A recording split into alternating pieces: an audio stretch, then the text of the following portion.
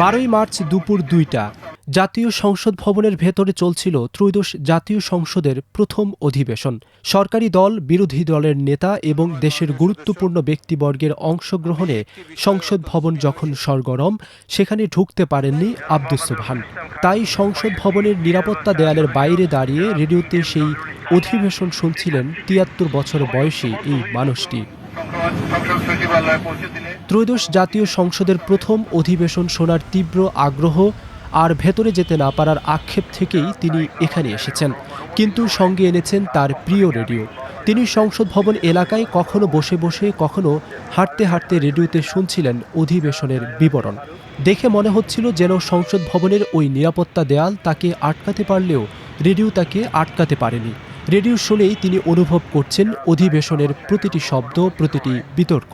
এই অধিবেশন আমি সম্পূর্ণভাবে শুনতে পারছি, এই জন্য আমি আল্লাহর কাছে শুকরিয়া। সেই সভাপতির ভাষণটাও ভালো লাগছে। তারপর সভাপতি স্পিকার এবং ডেপুটি স্পিকারের হা না ভোটের মাধ্যমে তাতে দেখলাম যে হ্যাঁ জয়যুক্ত হয়েছে, না কোনো শব্দই হয় নাই। তারপরে সাকিব এই বক্তব্য দিল, তারপরে আমাদের মহাসচিব দিল, স্বরাষ্ট্রমন্ত্রী দিল, সবাই বক্তব্য কিছু কিছু দিয়েছে। সবাই বক্তব্য ভালো হয়েছে, কিন্তু তার ভিতরে সবচেয়ে তারেক রহমানের বক্তব্য ভালো হয়েছে।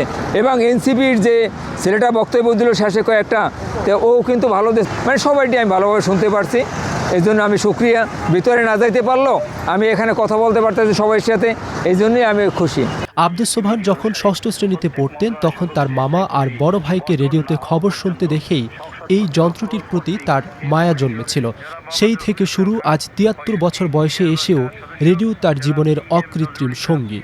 90-এর দশকের স্মৃতি জড়ানো এই রেডিওটি যেন তার কাছে বিশ্বস্ত মাধ্যম।